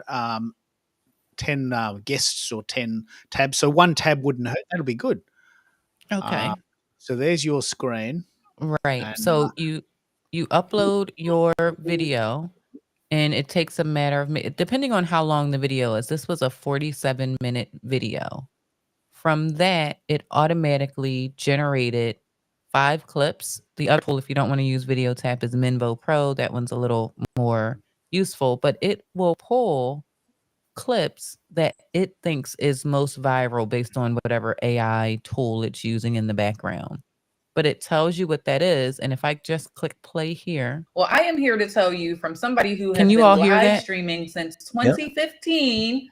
2022, 2023, we were a little late to the game. We stopped doing it because we started working a little bit too much. So I'm not going to play the whole clip.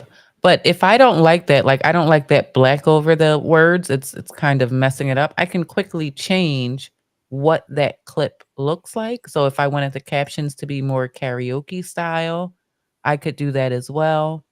I can even change it from that 16:9 to a vertical format. And then I can pan so that it's right there where it needs to be. And then I can render that particular clip. yeah. Yep. Additionally, it gives me a blog post, and that's 816 words as Whoa. well. Wow. And then what you can do is you can actually grab screenshots from within the video to be a part of your blog post.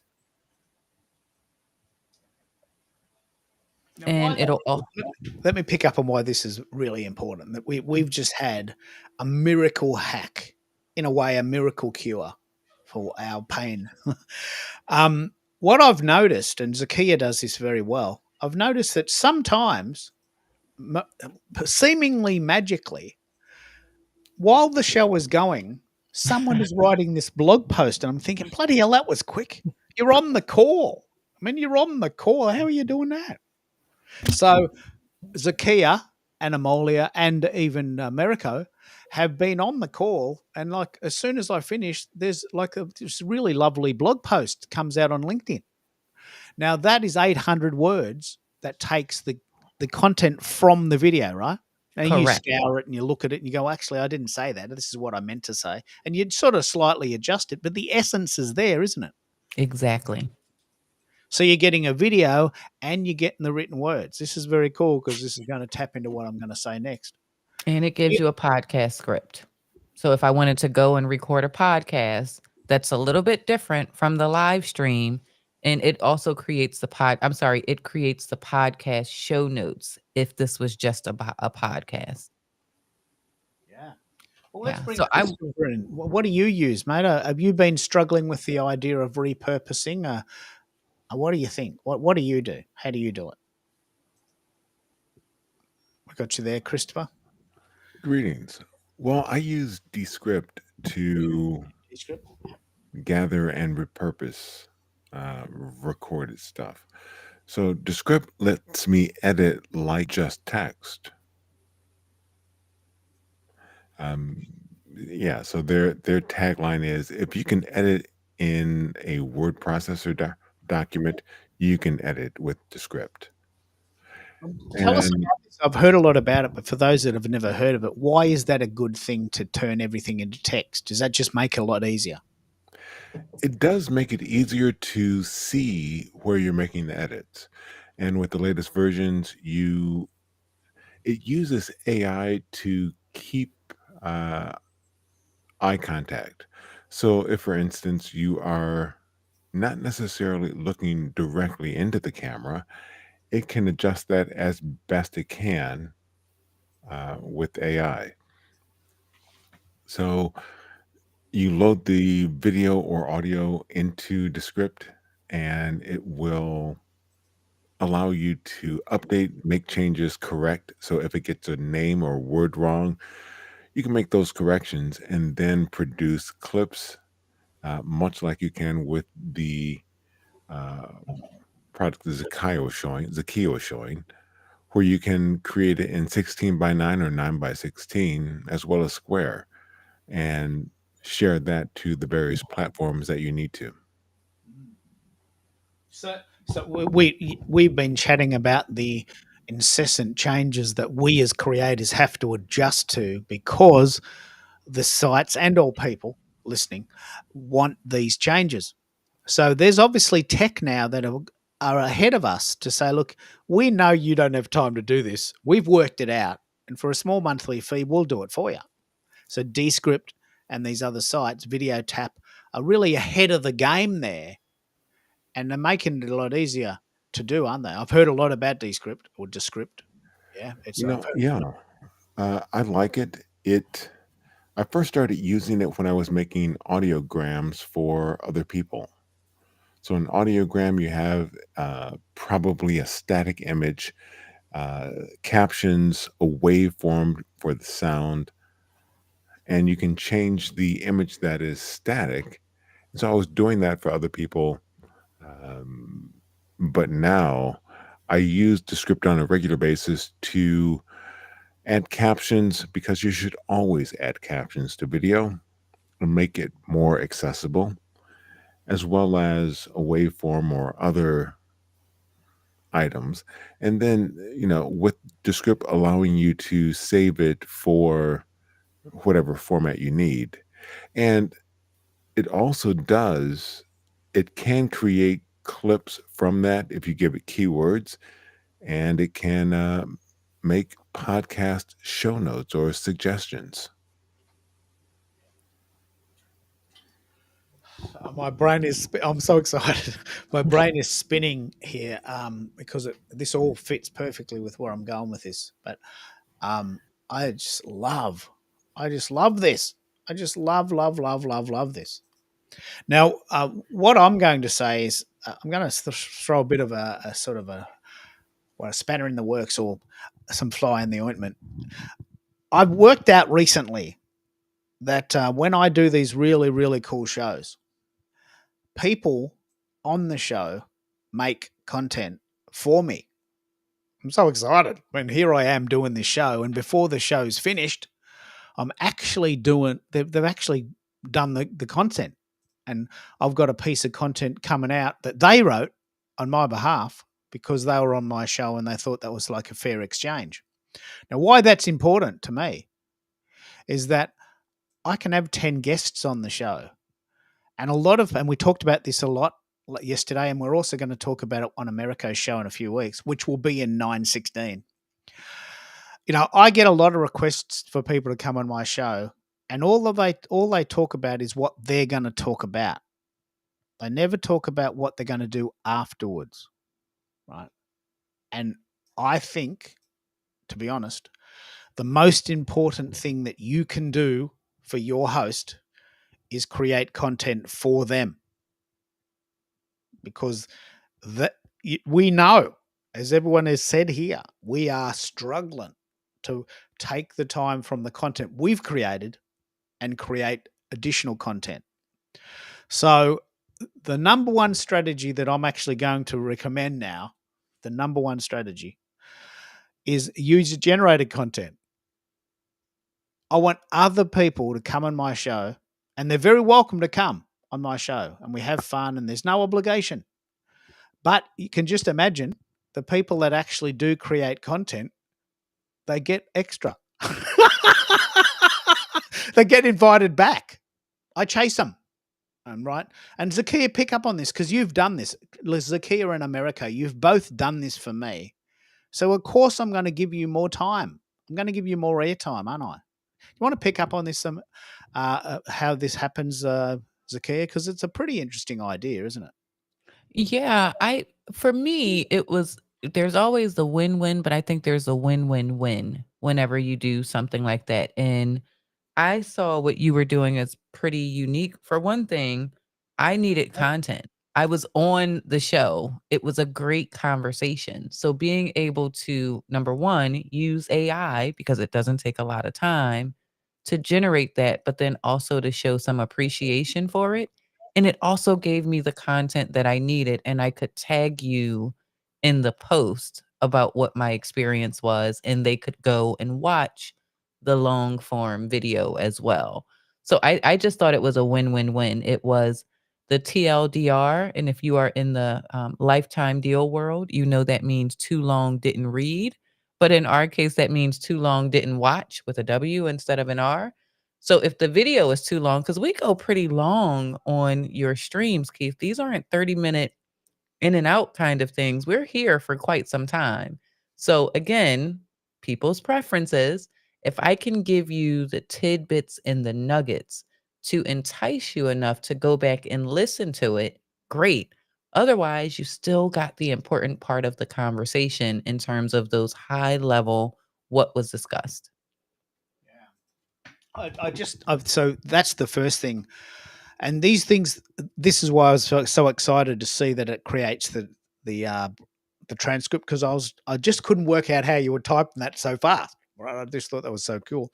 But why this is very important to me, extremely important to me, is that if I take that transcript, and this is what I'm going to do for anyone whose show I go on, including Bez, because I've already done that for Bez, is I use Google Notebook. This is a bit of I want you to sit down now. If you're listening to this show, I want you to take note, stop what you're doing, don't multitask, listen right now. This is really important, just in case I haven't set that tone. And now something really magical is going to happen. I discovered, I didn't discover it, someone sent it to me, the power of Google Notebook. Now, this is an astonishing hack. Google Notebook can take a PDF and turn it into a breakfast-style radio show that goes 5 minutes, where a guy and a girl listening in this American radio-style format talk about you in a very affectionate way. Hey, I just came across this really cool interview with Keith Keller. He's such a dude. You know, he's from Australia. He's such a winner. Now, I can't say that. I can't say, hey, guess what? My name's Keith Keller. I'm from Australia. I'm such a winner. I can't say that about myself, not in Australian culture. But if someone else says it about me, then I'm pretty happy. And I think we've got this sort of this repurposing loop going on here. You don't have to do all the repurposing. Now, once I realized that, this was a tremendous burden off my mind. And what do you think, Zakia? I think this is a bit of a power hack.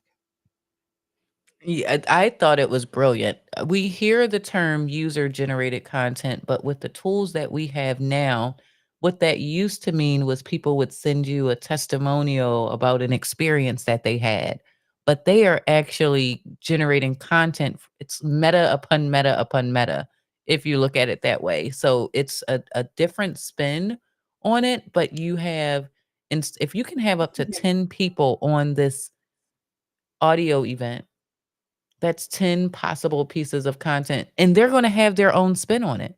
They're all going to have their own spin on it. So that's just amazing. And it's going to extend it far beyond what you individually could have done. And why this is important? There's and I want to throw to Biz on this. We're all trying to make our mark, if you like. I want to share this really cool story that happened today. At 10 o'clock my time, I went live, and there was no one listening. 0 people. There wasn't anyone in the room, and there wasn't anyone listening. Now, I can't see the point of that, right? I can't see the point of that. I tried to hang on for about 15 minutes, and I ended up deleting it, so you'll never see this. But, I just tried my guts out to talk at the wall for 15 minutes. It was really hard, right? So I want to use all the tools at my disposal to know that when my shows go live,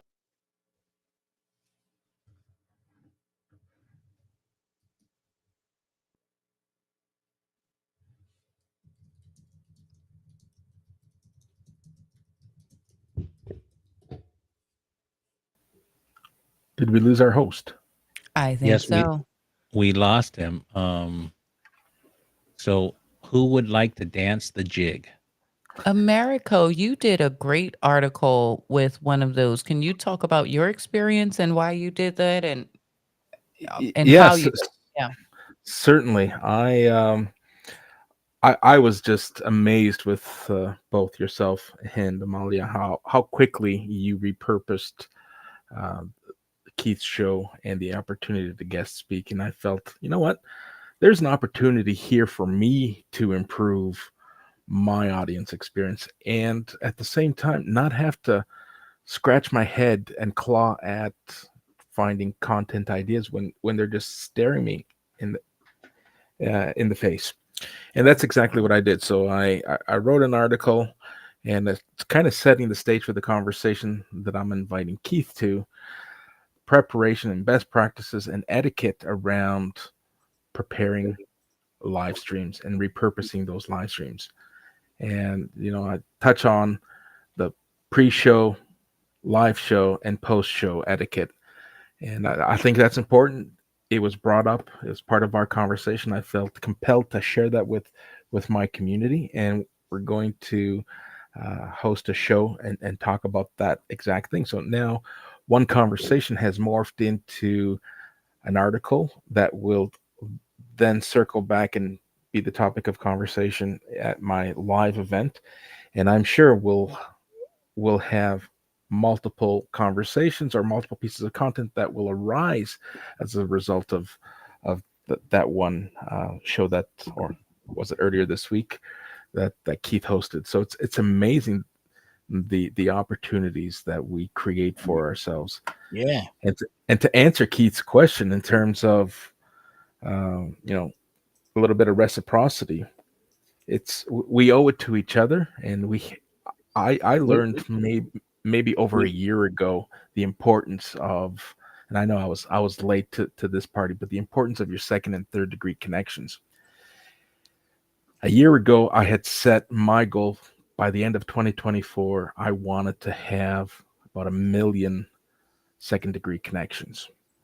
And I hit that milestone, and we're only 3 months into 2025 and leveraging, and I'm going to chalk this up to live streaming and how much reach or improved reach my content and my audible voice and I'm going to say my on-camera presence has played into this, because I get good engagement at my events. I am now over 3 million second degree connections. So how did you if we find that out? Where's that stat? I've never heard this story before. so if you go into your search bar on LinkedIn and just wipe it out, leave it blank, and click search, you then are given the option to filter first and second and third degree connections. Oh yeah. Oh yeah, 1,110,000. Actually, I'm not going to say that, but you said that you get this really big number, right? Yeah, absolutely. And if you're trying to monetize your personal brand, your business, your product, that's who you're targeting. Your first degree connections are the ones who are going to put you on that pedestal. And if you reciprocate and offer in return for time and exchange for more content, it's going to get pushed to that larger community. And it's only going to do yourself a favor by elevating and amplifying our voices. So Yeah. kudos to you, Keith. Thanks for opening my eyes to that. I believe I can leverage and do a better job at repurposing even these conversations that we're having. And it doesn't necessarily, for me, and this is my opinion, it doesn't necessarily need to be a piece of content that we need to write in exchange. It could be just tagging someone in. Hey, I'll give you a really good I'll tag example. some. I want to give you a really Yeah, good go example. So I'm in Melbourne, Australia. My number one skill and joy is that I just love hanging out with people and connecting them. Now, last week, you had a conversation with my friend Tim in London, England, not London, Ontario, which you could probably drive to in your car. And that wouldn't have happened if some random Aussie on the other side of the world didn't know this random Brit in London. And I just thought, well, hang on, I thought that would be a pretty cool conversation. Tell us about how that felt and how we can do this for each other. Like Tim is a dude, he's got his own YouTube show and he's looking for people. And you went on his show. It's so cool, isn't it? Yeah, absolutely. And it baffles me positively, but it baffles me that I'll wake up one morning and I'll find my name referenced or tagged anywhere. I can be in South Africa one morning when I wake up, or I can be in the UK, and that just tells me that the message is resonating, that the advice works. And I wasn't a believer until not too long ago, and I say within a year plus or minus a month or two, about the sense of community and the sense of giving and how it pays you back tenfold on LinkedIn. You want to pick up on this, Christopher? Do you find yourself getting random offers from people I don't even know, and offers coming over the phone? I'm sure no one even knows what I'm singing there. Rhinestone Cowboy, Glenn Campbell, 1974. Where did that come from? So, Christopher, do you find yourself getting random offers and all sorts of sort of networking goodies from just good works? Tell us how you do it. I do, but hey, let's pause for a second. Glenn Campbell, well, that's just one of my karaoke go-tos. Yeah, so Rhinestone Cowboy, right? I've sung. Of course. Yeah. Of course, I usually, for karaoke, it's usually Wichita Lineman. Okay, yep. All right. But unsolicited, unwarranted, unwelcome offers, yes, they do flood the inbox. And my regular response is just delete and continue. If they persist, then it's block and continue. Okay, so it's now got to an almost toxic level for you. Yeah. No one wants to be, and I appreciate the term, pitch slapped. So as soon as you make a connection, there's the pitch, blatant and unwelcome, unwarranted. Hey, here's what I can do for you. Or sometimes even without the connection, people send in-mails of not exactly, generically how they think they can help. Yeah. I remember I was on a call with a LinkedIn person who was at that time my friend.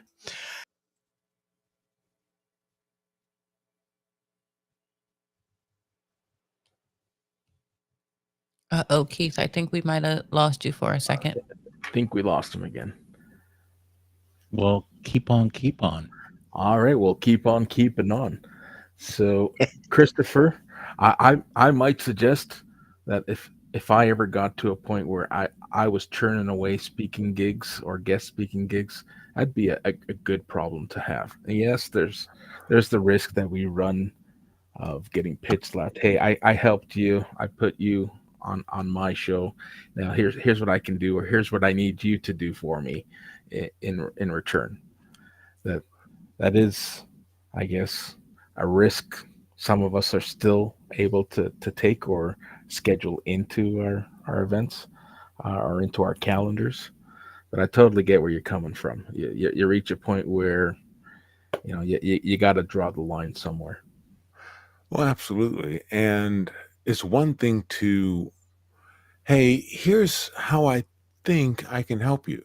Are you open to this? Would you welcome some uh would you welcome some insight into this area? As opposed to, hey, I can take you from here to there. Well, all right, you don't know me, you don't know my business. Let's just pump the brakes on that, slow down, perhaps have a conversation. But just starting out of the gate with the cold, the very cold, hard sell. No, thank you. Yeah. Well, I I always welcome with open arms the warm pitch. Like if I'm being introduced to someone from someone I already know, I'm all for it. Hey, let's have that Exactly. conversation. Right? Let me have that conversation. But Exactly. A if warm someone pitch, who yeah, if always someone welcome. someone who doesn't know me didn't spend an iota of time to visit my profile and says, "Hey, I'd love to have you on my show." There's definitely a motive that is leaning favorable for them more than it is for us. Exactly. Now, see, here's the point in the conversation where we have to behave because the adult in the room, Keith, has returned. Yeah. We have the 88th worst internet in the world. We are behind every African nation, every European nation, every third world nation. I don't think there's any country in the world that I can pronounce that has that worse internet than us. I'm really embarrassed about this, but anyway, I am where I am, a long way away, making the best of it. Not a bad shot there with me filling the frame with the side. I'll take this screenshot. But what I love about what we're doing here is that we're playing around with it. We realize that no man is an island. No person is unto themselves. So if we can help each other, someone picked up on that little glitch there and carried on. We're still going. We're all mates now, and we look out for each other. So I'm a bit worried, Christopher, that you're getting too many unsolicited emails. What type of offers would you like to get? Well, for me, a welcome type of offer would be, hey, we're looking for a speaker about technology and storytelling. Are you available?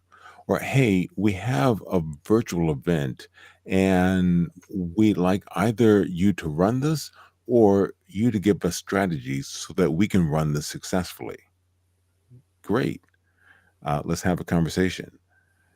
The what I'm pitched mostly without insight or information. Hey, would you like to grow your YouTube to 1 million views overnight? No, thank you. That does not sound like organic growth that is meaningful, sustainable, or actual. Yeah, so I don't know if there's a hack to filter out the spam, but what I have noticed is that um, we're getting noticed more, and because of that, there will be some good players, and we've got to look after it. Everyone gets spam now.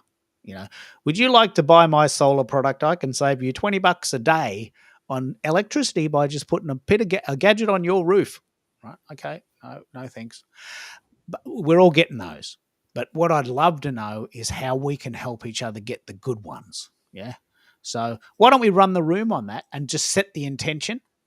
What would you like us to look out for you? And I'll go ladies first. Actually, Zakia, best case scenario, if I'm scouring my emails and internet and I come across a perfect opportunity, what would you like me to look out for you?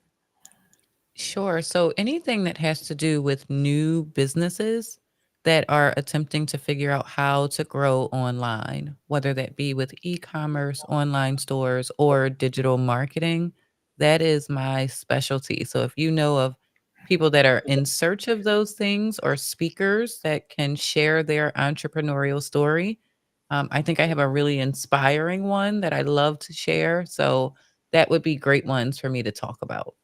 Yeah. You are the e-commerce queen, aren't you? You just know so much about this topic. It's a fascinating topic, but a lot of people don't know how to do it. And you do. Yeah. So 10 all right. years experience now with it. So, yep. So we've heard the words e-commerce queen. I really want to do this. I just want this show to be about that. And almost like an reverse pitch show. Like I'm just one guy, but I'm talking to people all the time. And people need people. People need guests, people need expertise, and people just ask me all these random questions. I'd like to know that I've got a resource that I can send them to. So that's very, very cool. Very, very cool. What about you, Bez? If you had in the ideal world, what would you like me to look out for you for? What would you like to be known for, and what do you want me to look out for you as? Well, thank you, thank you. So I am a headhunter, and I do recruiting in healthcare and tech. Started in tech, but most of my book of business right now is in healthcare. But I still stay relevant because I believe there's you have to, because everything is tied into so much, even in healthcare technology. So so if you have clients that need to hire somebody that is going to make an impact in the business, then they need to take a look at what I can provide for them in finding them the right person at the right time for the right job. And that's the job they have, and I can go find that hard to find candidate for them. Um, so that would be the first thing, because that's my major source of income. I've also recently started a career coaching program. I'm quite controversial because I tell people quit applying, and people look at me like I have three heads. But in 30 years, I've never gotten a job by applying. So if you want to learn the things that will make a difference and is the blocking and tackling that nobody wants to do, but I'll make you do, because I'll be your drill sergeant, your coach, your mentor, your supporter, your whatever. Then hey, if you're looking for somebody like that, reach out to me. I'm just finishing up a 10-week career sprint that was free. I'll be launching um like a program starting in April that most people will be able to join, but it is a small investment, unlike my group coaching mastermind, which is quite the investment. So yeah, if people are looking to in specifically leaders and executives, that's really my target when it comes to the career coaching. Thank you. No, I love what you're saying here, because you mentioned the ATS. People are starting to know, you know what? I'm not even advertising jobs anymore. It's just too bloody hard. Like, I mean, I just get all this rubbish. So you have a very unique skill, and that is that, look, I'll find you that person. That's what I do. So your ideal client is the person that has a need but can't find the people. You serve a very valuable function in society, right? Very valuable, and you should be rewarded for that, because it's a bloody hard job. So I'm going to look out for that, and everyone on the call will do the same, and the people in the replay. What about you, Americo? What if you had one thing you wanted us to focus on for you? What would that be? So I would say customer journey refinement. And just any business owner or independently working professional struggling to quote sell and retain clients, there there's a strategy and there's an expense associated. And with me, it's really about refinement. Is about taking what you have and tweaking it. Not everything needs to be a huge rebuild or a huge investment. All we got to do is look at what ailments are rubbing customers the wrong way and change and tweak things, modify them. So anything that has to do with sales, service, along those lines, that's my wheelhouse. Personal branding, I'll throw in there as well. And I know you said one word, but listen, before I give up the mic, each of our guests here have an opportunity, and I've already earmarked. I'm just looking at your avatars or your thumbnails, and I have a place in an audience for each of you to guest speak at one of my live events. And Zakia, we just did a couple of weeks ago an e-commerce conversation, and I'd love to circle back and bring you on board. Christopher, I do a show, The Storytelling Journey, and I co-host it with Jay Pasqua. And Bez, you, my friend, have a place in one of two events. I collaborate with two colleagues, one in Nevada and one in, now it skips my mind, but two U.S. colleagues who were part of this recent Doge movement. They're federal or former federal employees, and they see a huge opportunity to help their fellow colleagues get back into the workplace. And we're trying to put something together to help those who have lost their jobs or the entire open to work community. I'd love to either bring you on to LinkedIn literacy or bring you on to one of our group events and help you out. Absolutely, be happy to help anyway. I've told people about that career sprint, but I am ending it next week. But and that was a to help folks, and yeah, no, I'm all game. Let me know how I can help. I think it's a great time to pay it forward. Thank you.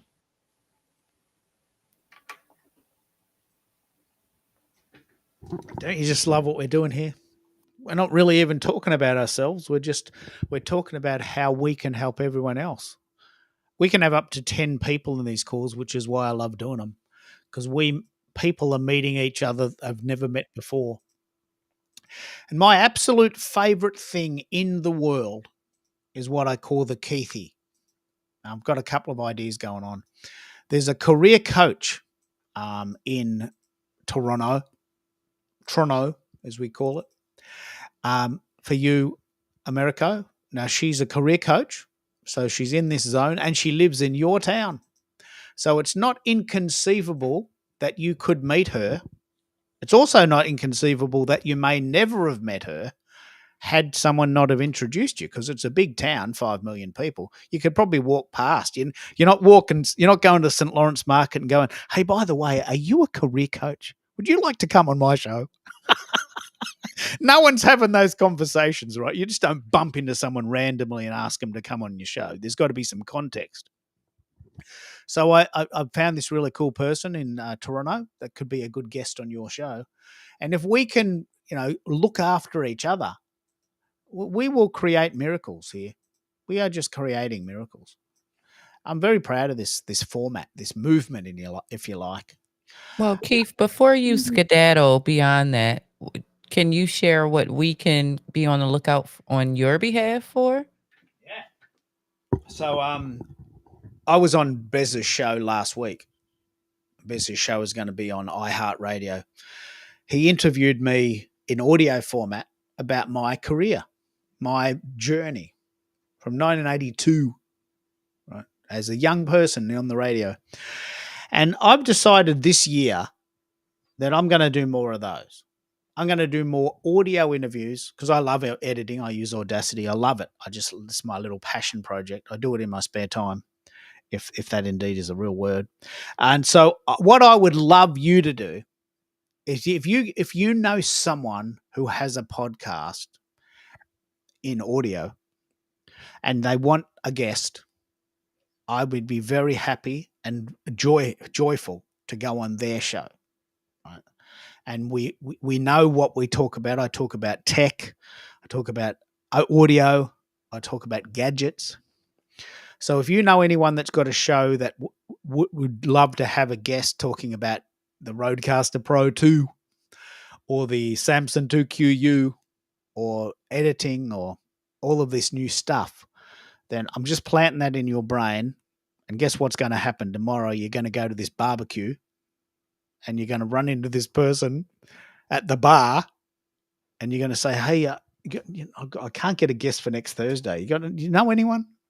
This is how it happens. This is actually how it happens. You bump into someone and we're going to, so please, I want you to keep your ear out for someone who's got a podcast that needs a guest. And I reckon one a month would be enough, but I'd be happy to do one a week because I got a little bit of bandwidth, and I just love doing them. Is that a reasonable ask, Zakia? What do you think? Oh, absolutely. Yep. You going to any barbecues today? Let's see how long it takes you. I just love this. Like I woke up this morning, I thought, do I really want to be doing ... anymore? And then Zekia sent me this link to say there's a brand new update for Restream. Let's do a show about it.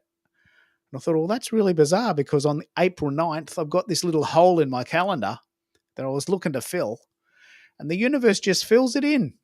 Bloody brilliant. You just put it out there and it comes back to you, doesn't it? It's almost like magic. It's almost like magic, but it's not magic. It's us being intentional, isn't it? Keith, I'm glad Zakia asked that question. I have somebody I want to introduce you to, and I want to talk to you. Yeah, we need to talk. Let me know when we can talk because it has to do with audio, and then also in regards to equipment that you'd like to mess around with. I think I may have a win-win for you. So let's talk maybe after the show and let me know. Okay.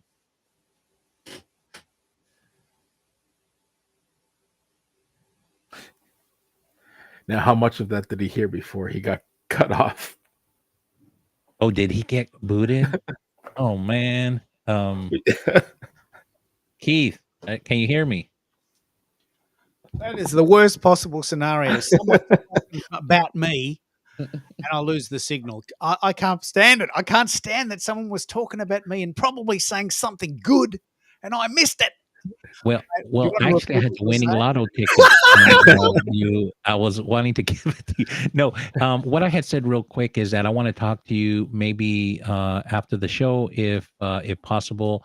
Want to talk to you about audio, and I want to also introduce you to somebody that may be a way for you to get some tech equipment that you like to play around with, audio stuff.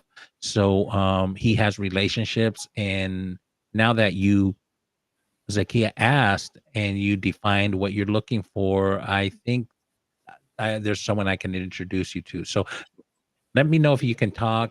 You know how we can go into a room and talk. Just No, we'll love to just talk. when we finish, just stay on the line. Okay, all right. Yeah, stay on the line. Sure. And look, I'm going to do this every time now. I just love how we benefit so much by helping each other. I mean, I know it's obvious. Anyone who does it knows it, but it's almost criminal that we actually have to say it. But I'm just gonna be that guy. I'm just going to be that guy that introduces people to other people because I know the universe will look after me. I've got a beautiful wife. I've paid off the house. There's food in my belly. The bills get paid. I've got no worries. Things happen now. I've done the work. I've been working since 1982. I mean, things just happen now. The universe is providing. And I want to just have that trust. I want to just make sure that we're all okay. I'm a bit of a lefty, right? I'm a bit of a lefty. I just want everyone to be happy. And my job is to sort of smooth that out. So if you know someone who has a podcast, if you know someone who wants to send me a Roadcaster Duo, I'd be happy to have it. That's the other goal I want. I just love tech. I want someone to send me the latest Shure SM7B and say, mate, can you just do an audio unboxing? Let me just play this out before we end the show. I coined this phrase, audio unboxing. I invented this phrase. This is my idea. So I can imagine sometime in the next six to 12 months that a package, I'm going to put it out there, the law of attraction, that a package arrives at my door to say, mate, here's a new mic. Can you unbox that? Put it together and feature it on the show. And, you can keep it or give it away or send it back, whatever you want. But, mate, you're such a dude. I want you to do this. And here's a Roadcaster Duo that we're also going to feature for you. Why don't we do that? Why is that not working? So if you could keep your eye out, I love tech. I want to be constantly checking it, testing it. And Bez, you say you've got a bit of an idea about that, have you? You've got me excited now. Yeah, I actually know somebody that I'm in it. I know somebody, and yeah, I need to put you in touch with him. So yeah, let's talk Let's look because after each other. Now, what's happening here, unfortunately for me, because we're having such a good conversation, is that my signal is degrading at a very fast rate, and I keep getting knocked out. So what I might do is I might end the show naturally in a very professional way. But hang on the line if you want. We'll stop the recording and we can keep this going if you want to. But it's also a good excuse and a good reason to stop and eat or go to bed, depending on how late it is there. So I'm going to play a little sound. I'm going to do a little bit of a recap about what we talked about. We talked about so many good things today. I've got so many screenshots. Please make some content from this. And if you're listening to the replay, please come on additional shows later. Where is Keith today? And let's be excellent to each other, which is a reference to a Bill and Ted movie from 1992. I don't know if you've seen that movie, maybe my favorite movie of all time. Be excellent to each other. So I'll see you on the flip side.